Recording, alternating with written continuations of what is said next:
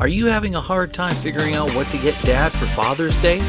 Shop now at sportshistorynetwork.com/row1 and save 15% off your order when you check out Row 1 Brand's Vintage Sports Pictorium Gallery. They have America's best sports art. With over 7,200 historic sports prints, you're assured to find something unique for Dad this Father's Day. If he's an NFL buff, check out the 1963 vintage NFL helmet poster. Shop now at sportshistorynetwork.com/row1.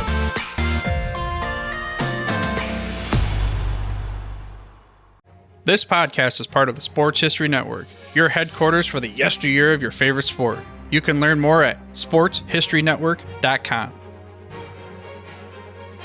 Hello, sports fans, and welcome to another edition of Yesterday's Sports on the Sports History Network.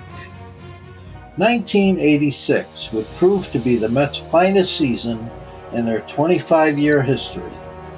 The team's roster had many star players, such as Gary Carter, acquired from the Montreal Expos, and Keith Hernandez, obtained from the Cardinals. In the outfield was 1984 Rookie of the Year, Darryl Strawberry.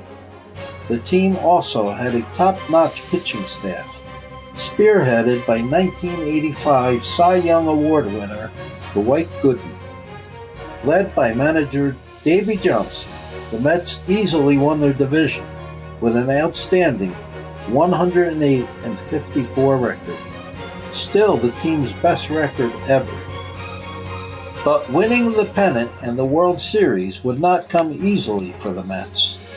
First came a hard-fought series with the Houston Astros, who were led by 1986 Cy Young Award winner Mike Scott.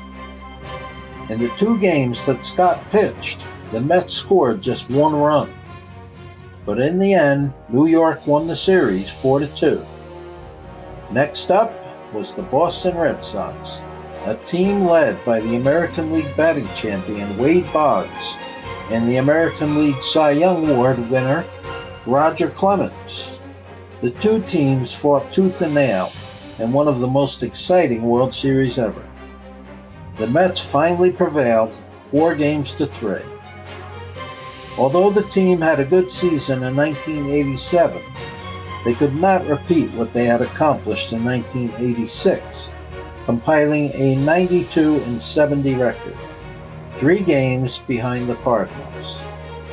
The Mets finished the 1988 season with 100 wins and would face the Los Angeles Dodgers in the NLCS. Many people felt this team might be better than their 1986 team and had predicted another World Series victory. But it was not to be. The Dodgers pulled off an upset, winning the series 4-3. 1989 and 1990 were good seasons for New York, but only good enough for second place.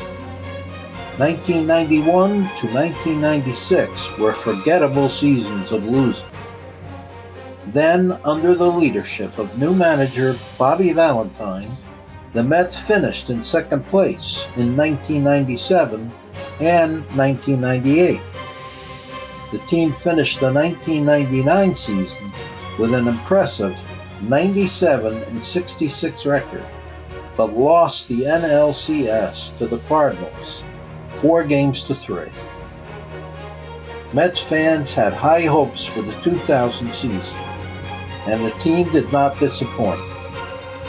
Led by future Hall of Fame catcher Mike Piazza and pitchers John Franco and Al Leiter, the Mets defeated the San Francisco Giants and then the Cardinals in the playoffs to win their 4th National League pennant.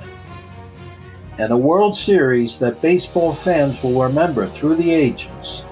The Mets faced the New York Yankees in the first Subway Series since the Yankees played the Brooklyn Dodgers in the 1956 World Series. The Yankees were the heavy favorite, even though the Mets had a better record, boasting 101 wins, including the playoffs. The Yankees finished with 94 wins, including the playoffs. But that record was somewhat misleading. The Yankees had all but clinched their division 3 weeks before the season's end and had pretty much put it into cruise control, losing 15 of their final 18 games. The Yankees had won 3 of the last 4 World Series and had a roster of star players. They had starting pitchers Andy Pettitte, Roger Clemens, and reliever Mariano Rivera. They had shortstop Derek Jeter and first baseman Tino Martinez. The Yankees won the series 4-1, but it wasn't a cakewalk. In the 5 games combined, the Yankees only outscored the Mets by 3 runs, and they needed 12 innings to defeat the Mets in the first game.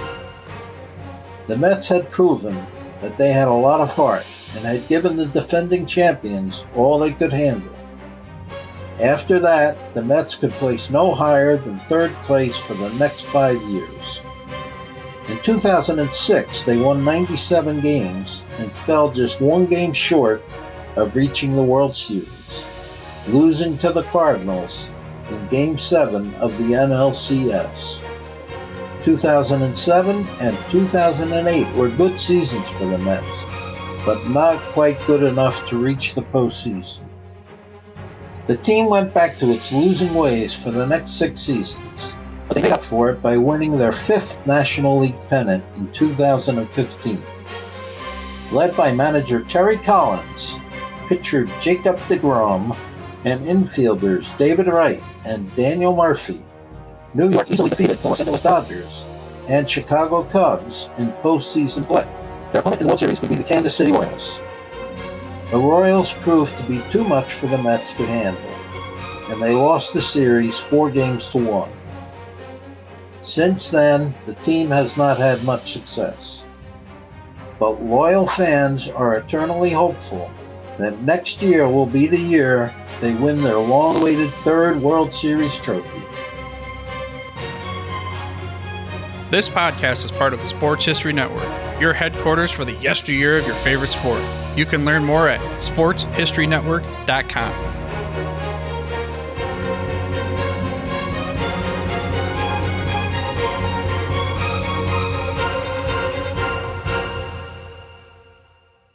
We here at the Sports History Network proudly partner with 26 podcasts, all revolving around the history of sports.